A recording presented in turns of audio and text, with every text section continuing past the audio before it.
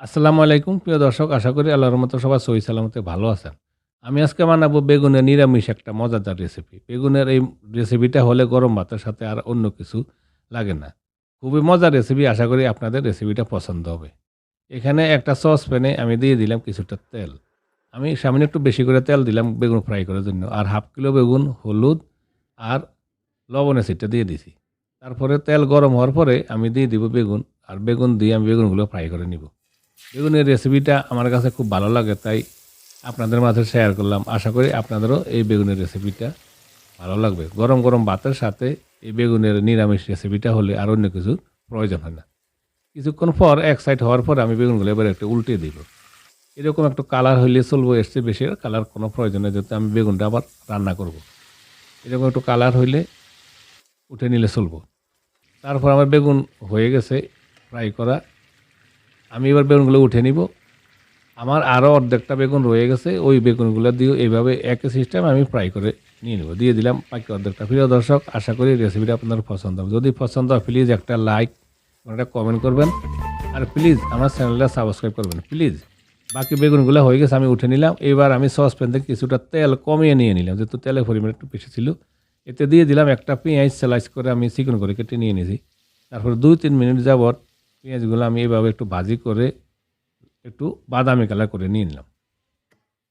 তারপর পেঁয়াজ বাদামি কালার হওয়ার পর আমি এতে দিয়ে দিব 1 টেবিল চামচ আদা রসুন বাটা।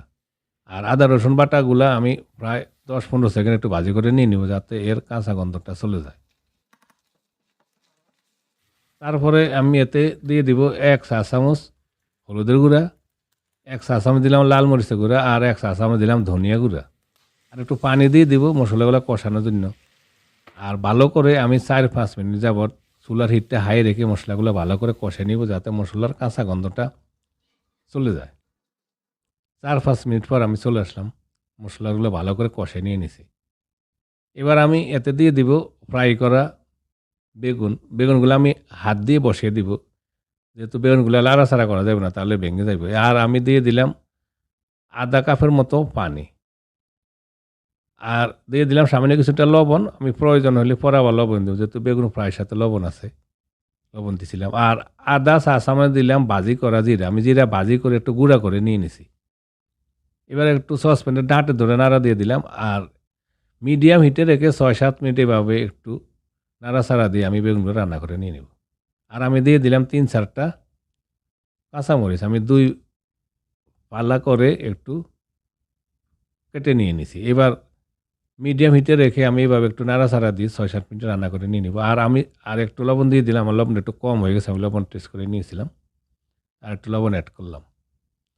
6-7 মিনিট রান্না করে নিয়ে নিলাম। হয়ে গেছে আমার বেগুনের মজাদার এই কারিটা। এবার আমি অ্যাড করব কিছুটা ধনিয়া পাতা। ধনিয়া পাতাটা দিলে ভালো, ধনিয়া পাতা একটা ফ্লেভার হয়, খুব একটা মজা লাগে। ধনিয়া পাতাটা দিয়ে আমি আরও 1 মিনিটের মতো একটু রান্না করে নিব, যাতে ধনিয়া পাতাটা একটু নরম হয় এবং কি গলে যায়। হয়ে গেছে মজাদার আমার বেগুনের এই কারিটা। আপনারা গরম গরম ভাতের সাথে মজা করে বেগুনের এই রেসিপিটা পরিবেশন করতে পারেন। আশা করি এই রেসিপিটা আপনাদের পছন্দ হবে। যদি রেসিপিটা পছন্দ হয় প্লিজ লাইক, কমেন্ট এবং শেয়ারের আশা করছি। সবাই ভালো থাকুন, সুস্থ থাকুন। আল্লাহ হাফেজ।